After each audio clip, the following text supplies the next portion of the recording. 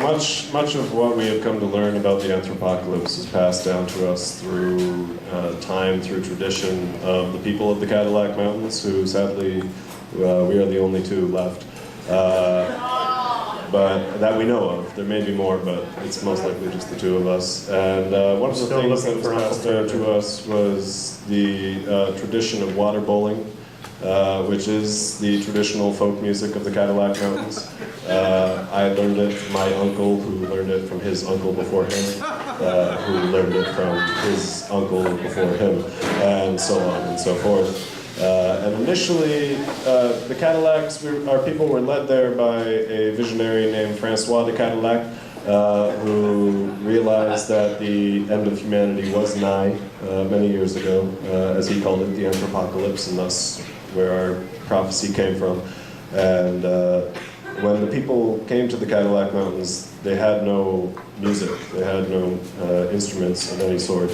And Francois realized this would be a problem for them going forward, and so he took a wooden bowl at the time, and he filled it with water, and he went to the most musically inclined person he could find of the community and said, "Listen, this is the sound of the river. Play it with your mouth, it is the only music we need." And thus was the tradition born, and he ordained that the original water bowler, Jeremiah, should pass it on to his nephew, who was Farquhar, and Farquhar passed it on to his nephew, and thus on to my uncle Robert, the water bowler, as he was known. And so I am the last in the line of the water bowlers. I have no nephews. There is an organization based primarily out of Victoria, but with an upstart office coming here called the Society Seeking Preservation of Water Bowling. They're also known as ASPOW.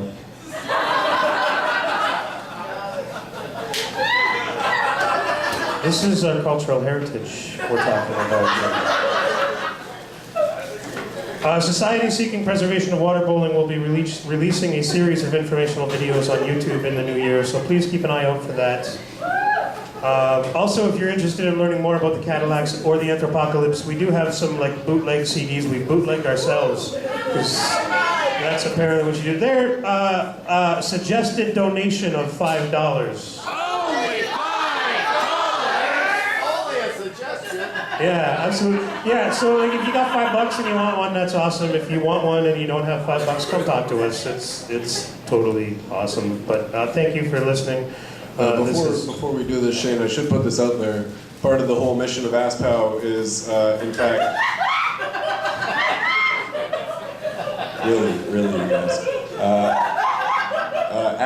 As I do not actually physically have nephews, I am open to adopted nephews, and that is not a gender-specific requirement, so and I will take as many nephews as I can possibly have. All right, I have one nephew. Do I have two nephews? I have two nephews. Do I have three nephews? I have 5, 6, 7, 8, 9 nephews. Okay, this is excellent. 10 nephews.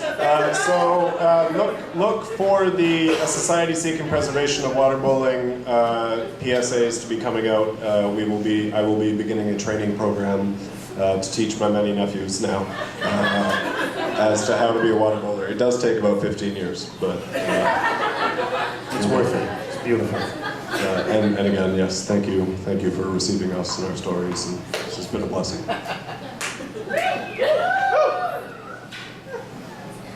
The revolutionary poet will tell you exactly what is wrong and what horrendous things are happening in the places no one talks about. Here it comes. But this is not a revolutionary poem. The revolutionary poet will raise your awareness, raise your voice, raise your understanding, and raise your expectations. But this is not a revolutionary poem. By this point, a revolutionary poem would have you angry or crying, shedding light on injustices and illuminating people dying, but this is not a revolutionary poem. This poem is the glee of a crackpot symphony. This poem is the dance of Fred Astaire on acid. This poem is about this poem. This poem may have had roofies slipped into its ink pot.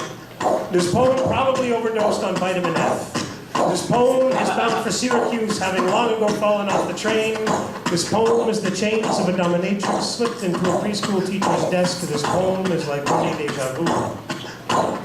This poem is the dog's ass, rubbed into the carpet. It's a shit-stained drinker has traveled over 5,000 miles in order to arouse your disinterest into having boring sex against a back alley sushi dumpster in the middle of July. This is not a revolutionary poem. This poem probably drank beer for breakfast and will be vomiting up bile for lunch, rejoicing after doing so because there will be more room for whiskey. This poem is a drug-sniffing dog, high on cocaine and amphetamines, not entirely sure whether it wants to maul you or fuck you to death. This is not a revolutionary poem, nor does it revolve, evolve, or evoke any change. This poem is the same thing said differently in a slightly deeper voice. This poem cleared Homeland Security. This poem is not sure how or why. This poem is Stephen Harper masturbating in a government office filled only with portraits of himself. This is not a revolutionary poem. The revolutionary poet would probably call this poem horseshit. This poem is fucking horseshit, man! The revolutionary poet would not be entirely wrong, but this is not a revolutionary poem. This is a call out! To call out in your craziest of voices! Dance like you've never seen your mother naked! Taste the forbidden flavor of the Euro Cup! Gesticulate wildly while you masticate! Kiss somebody just for sitting next to you, but not if they try to take a swing.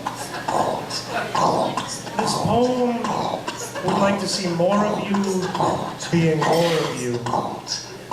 This poem loves to hear your voices and wants to see you naked. This poem thinks you are beautiful even when the world is not. And this poem would certainly like to see some change in the world. But this is not a revolutionary poem.